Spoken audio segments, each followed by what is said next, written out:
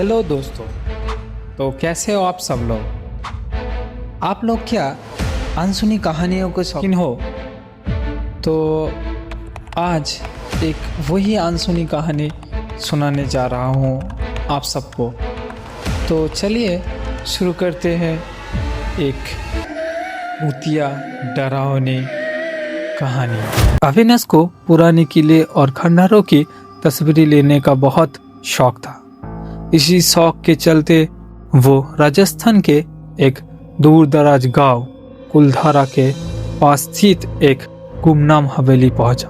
गांव वालों ने उसे चेतावनी दी थी कि सूरज ढलने के बाद उस हवेली की ओर मुड़कर भी ना देखे, लेकिन अविनाश इन बातों को अंधविश्वास मानता था। शाम के 7 बज रहे थे। धुंधला का छाया हुआ था। अविनाश हवेली के मुख्य द्वार पर खड़ा था। जैसे ही उसने अंदर कदम रखा, एक ठंडी हवा का झोंका उसे छू कर गुजरा, जैसे किसी ने उसके कानों में फुसफुसाया हो। हवेली के अंदर सन्नाटा इतना गहरा था कि अविनाश को अपने ही सांसें सुनाई दे रही थी। उसने अपना कैमरा निकाला और तस्वीरें लेना शुरू किया। अचानक उसके ऊपर की मंजिल से किसी की चलने की आहट सुनाई दी। टप टप टप। ऐसा लग रहा था जैसे कोई गीले पैरों से फर्श पर चल रहा हो। अविनाश ने टॉर्च जलाई और ऊपर की ओर बढ़ा। सीढ़ियाँ पुरानी थी और हर कदम पर चरमरा रही थी। ऊपर पहुंचते ही उसने देखा कि गलियों के अंत में एक भारी लकड़ी का दरवाजा आधा खुला है। अविनाश ने उस दरवाजे की ओर कैमरा घुमाई और फ्लैश के साथ एक फोटो खींची, लेकिन जैसे ही फ्लैश की रोशनी चमकी, उसने जो देखा उससे उसका खून जम गया था। कैमरे की स्क्रीन पर कमरे के कोने में एक साया खड़ा था।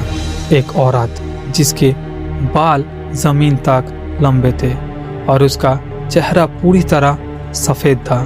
उसकी आंखें की जगह सिर्फ काले गड्ढे थे। लेकिन जब अविनाश ने कैमरे से नजर हटाई, अपनी आंखों से कमरे को देखा, तो वह कोई नहीं था। उसका दिल जोरे से धड़कने लगा। वो पीछे मुड़ने ही वाला था कि तभी उसे एक धीमी आवाज सुनाई दी। क्या तुमने मुझे देख लिया? अविनाश बदहवास होकर नीचे की ओर भागा। वो मुख्य द्वार तक पहुंच ही गया था, लेकिन दरवाजा अपने आप बंद हो गया। उसने उसे खोलने की पूरी ताकत लगा दी, पर वो टस से मस ना हुआ। तभी उसकी टॉर्च की रोशनी सामने वाली दीवार पर पड़ी। वहाँ खून से लिखा था, मेहमान आते हैं पर जाते नहीं। अविनाश ने डरते हुए पीछे मुड़कर देखा। वो औरत अब उसके ठीक सामने खड़ी थी। उसके ठंडे हाथ अविनाश के गले तक पहुंच रहे थे। उसने चीखने की कोशिश की, लेकिन उसकी आवाज उसके गले में ही दब गई। अगली सुबह गांव वालों को हवेली के बाहर अविनाश का कैमरा मिला। कैमरा बिल्कुल सही था, लेकिन उसमें सिर्फ एक आखिरी तस्वीर थी, अविनाश की खुद की तस्वीर, जिसमें वो अपनी ही गर्दन को अपने हाथों से दबा रहा था और उसके पीछे वही धुंधला साया मुस्कुरा रहा था। अविनाश का कहीं पता ना था। तो कैसा लगा आपको ये डरावनी कहानी?